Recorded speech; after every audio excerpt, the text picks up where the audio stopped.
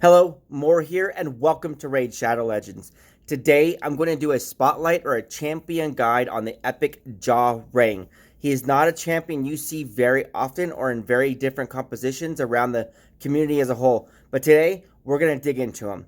But first, if this is your first time here on the channel and you like Raid Shadow Legends and you like it from the free-to-play account to progress your account in general, then don't forget to subscribe and hit that little subscribe button that's down in the corner down there and join the channel and join the community. So Jarang. Jarang is a Lizardman epic. He is a blue or a magic affinity champion, and he's got a decent little variety of a kit. I've got him running right here, right now, against the the Force Keep itself, the Force Affinity Keep. So he is a negative affinity disadvantage right now, but his biggest skill that I use him for is shines here. You see those attack down and that defense down debuffs going on in the boss right now. That is from him.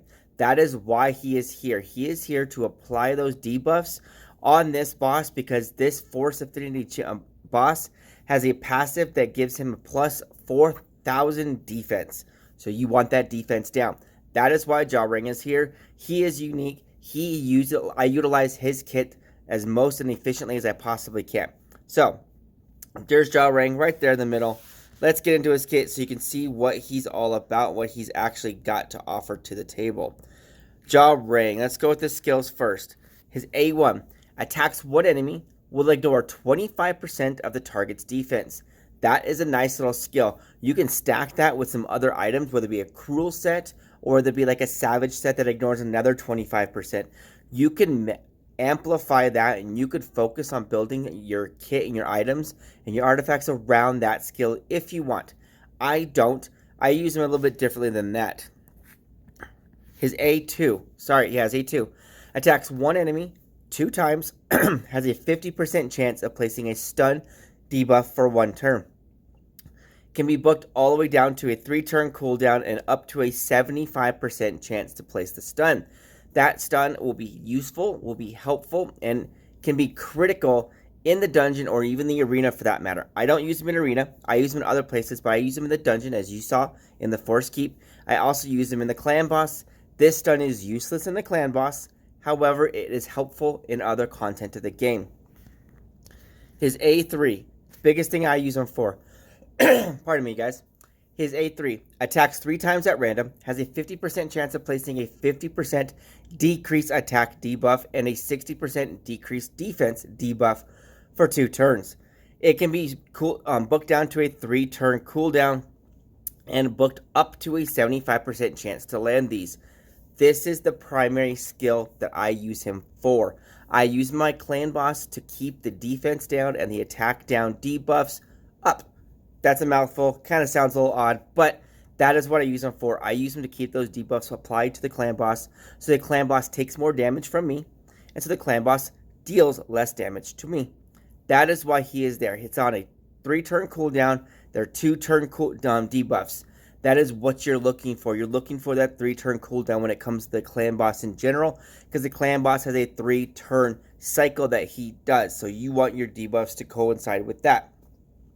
Jarang has that debuff system and cycle for you. If you'd like, he's also got an aura. Increases ally speed in the dungeons by 23%. That is a large boost to your speed. You can utilize him in the dungeons if you want to. He is helpful there. I used him in a Force Keeper dungeon I show you there. But, however, I use my Queen Eva. I want that crit rate bonus rather than the speed bonus. So I use my Queen Eva at the moment. But that's just my team comp. You can use him wherever you want, and you can utilize him, and he'll be helpful to almost any account in the game. Especially if you're a free-to-play, low spend, early game, mid-game. He will be beneficial, and he will progress you through the content itself. Now, the masteries. What did I put him in? I put him in offense and support tree masteries. So you can see he's a little underdeveloped. He is not fully developed. Yes, he is 6-star. Yes, he is level 60. But I do not even have a T6 mastery for him. When I get there, I'm going to give him War Master. I have a tendency to lean towards the consistency rather than the gamble for extra damage. Some can put an argument against that he should be able to be in Giant Slayer between a 2-hit A2, a 3-hit A3, and then only a 1-hit A1. It's a total of 6 hits across 3 skills, but it's only an average of 2 hits per skill. I don't like those odds for Giant Slayer. I'd rather have War Master has a double the chance of actually proccing, but you can only do it once per turn. With that, so on a 2-hit average across 3 turns, he has a 60% chance of landing it. Statistically, he should land it every turn. Out of a 60% chance, it's a little over 1 in 2. He's at an average of 2 hits per turn. That is what I'm going for. That is why I'm going to use War Master rather than Giant Slayer for him. But that's me. You do what you want. Let me know what you choose. If you choose Giant Slayer, let me know how it goes. Hit it in the comments below. Tell me how it works. Tell me what Giant Slayer does for Jarang if you so choose to go down that direction. So I've got this typical little offense straight down towards War Master on the left-hand side there. The crit rate, I got the Soul Drinker in there. Heals by 5% damage inflicted when attacking with 50% or less HP. That stacks with the lifesteal set that I've got on him. Benefits it, multiplies, and just adds together. I've also got Methodology. Increases the damage inflicted by the champion's default skill by 2% each time it's used during the battle. That helps during the clan boss when you're just sitting there grinding away against him. Okay, with the offense, I've also got support. I've got extra accuracy so he lands his debuffs.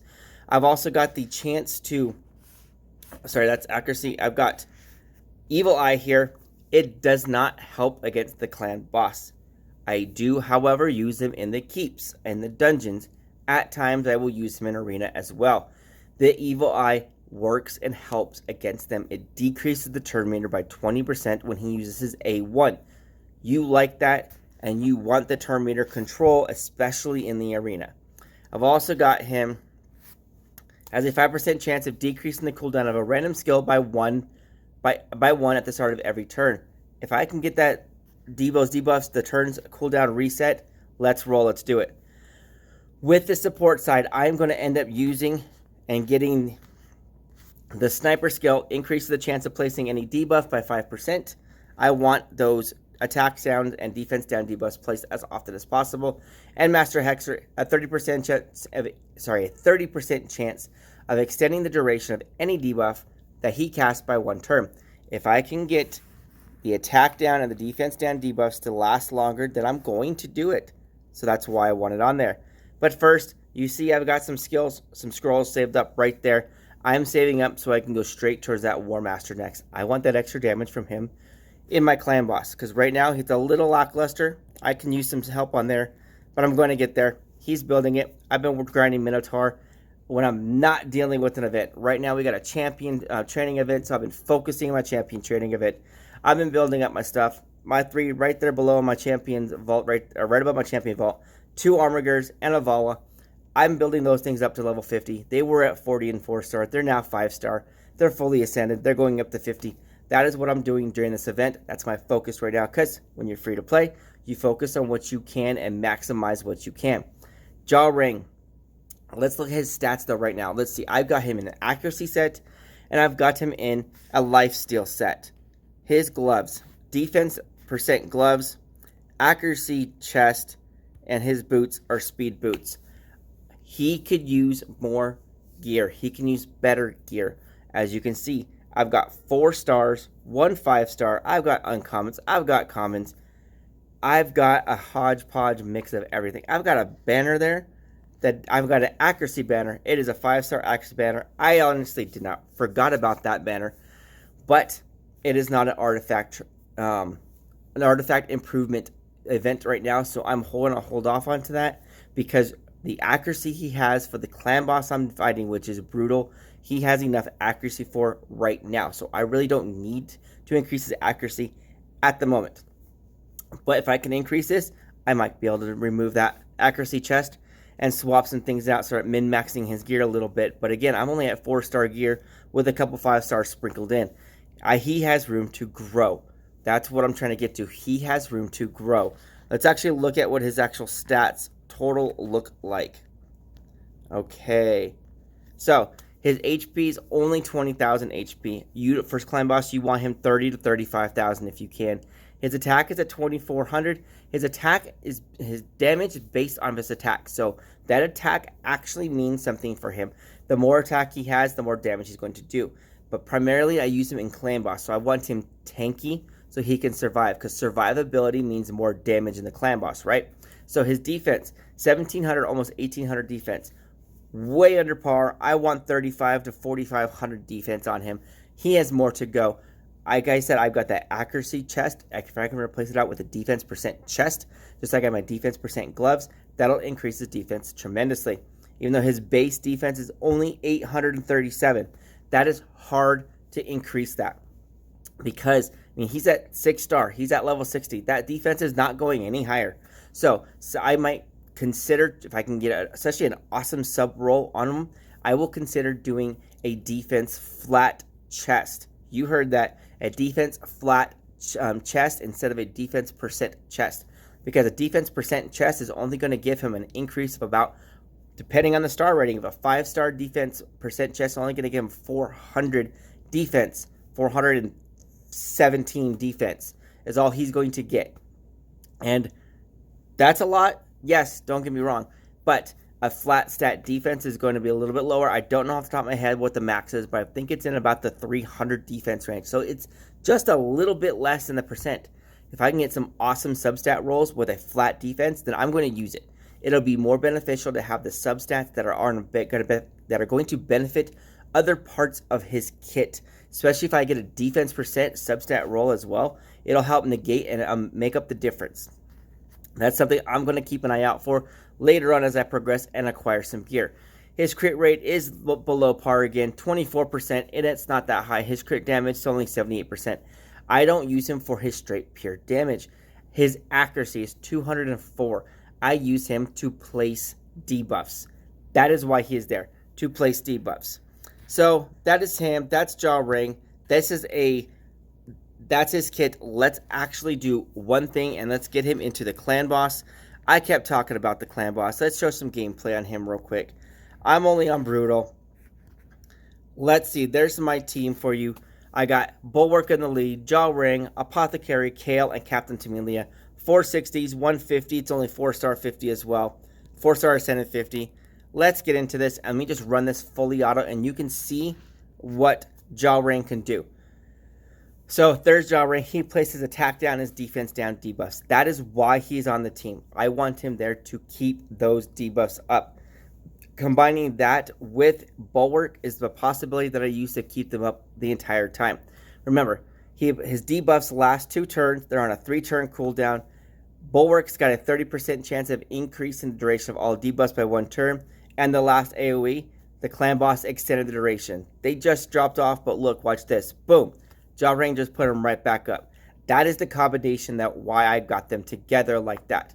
If and when I can get Jarang up to get that support skill to have a 30% chance to increase the duration of his own debuffs, I'm going to get it. So he can do this himself. Bulwark just did it again. So it's now just extended those debuffs out. So those debuffs are staying up 100% of the time.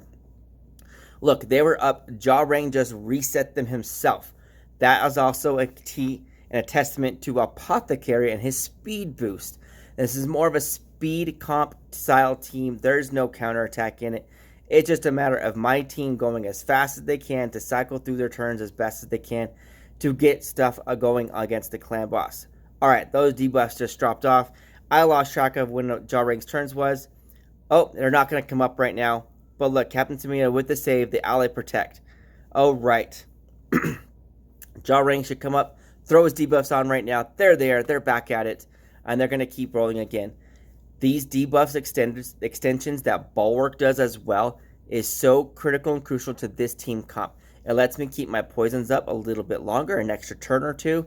He also applies an HP burn, and it helps me keep those attacks down, that attack down, which is probably the #1 debuff in the entire game against the Clan Boss, is that attack down.